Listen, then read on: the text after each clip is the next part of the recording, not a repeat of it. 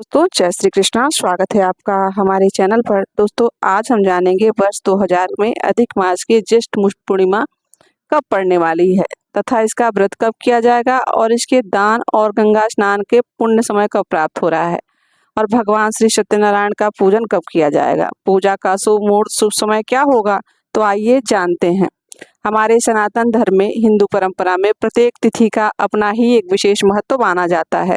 उसी प्रकार से अधिक मास की पूर्णिमा का अपना एक विशेष महत्व होता है। अधिक मास में गंगा स्नान करना, दान पुण्यों के कार्य करना तथा पूजन आदि के कार्य करना विशेष महत्व रखता है। ज्येष्ठ मास की पूर्णिमा तिथि जो जहाँ तक बन सके गंगा स्नान जरूर करना चाहिए, पूर्णिमा का व्रत जरूर धारण करें और भगवान श्री सत्यनारायण का पूजन जरूर करें।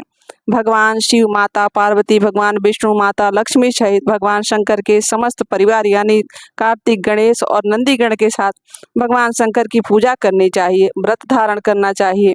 हो सके तो पूरा दिन व्रत रख के शाम को चंद्र दर्शन करने, अर्घ प्रदान करने के बाद ही जल पान करना चाहिए। पूर्णिमा तिथि के दिन जहाँ तक बन सके मंदिर, तीर्थ क्षेत्रों में जाकर दीपदान आदि करें और गरीबों को दान करें और किसी जरूरतमंद को उसकी जरूरत की वस्तुएं जरूर दान करें।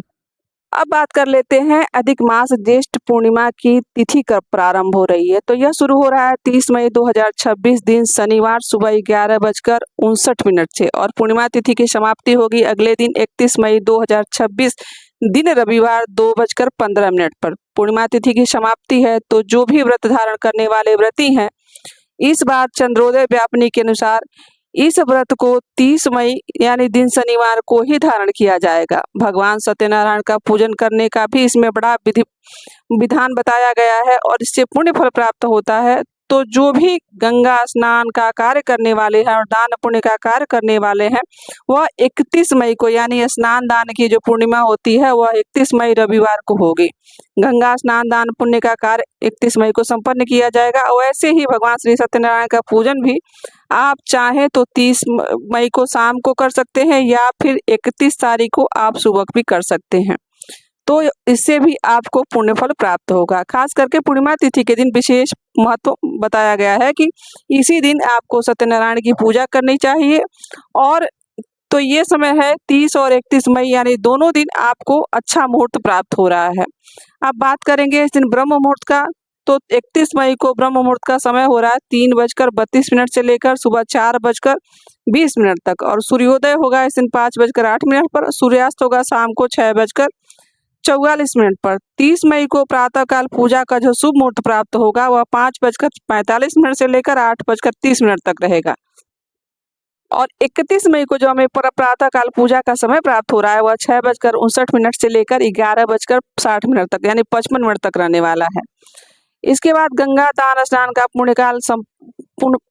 पुण्य कार्य इस दिन संपन्न किया जाएगा और ब्रह्म मुहूर्त का जो समय इस दिन हमें सुबह प्राप्त हो रहा है वह 3:32 से लेकर यानी 30 तारीख को 3:32 से लेकर 4:20 तक रहने वाला है। पूर्णिमा तिथि के दिन जहां तक बन सके गंगा स्नान जरूर करना चाहिए और इस दिन गंगा किनारे दान करना जरूरी होता है।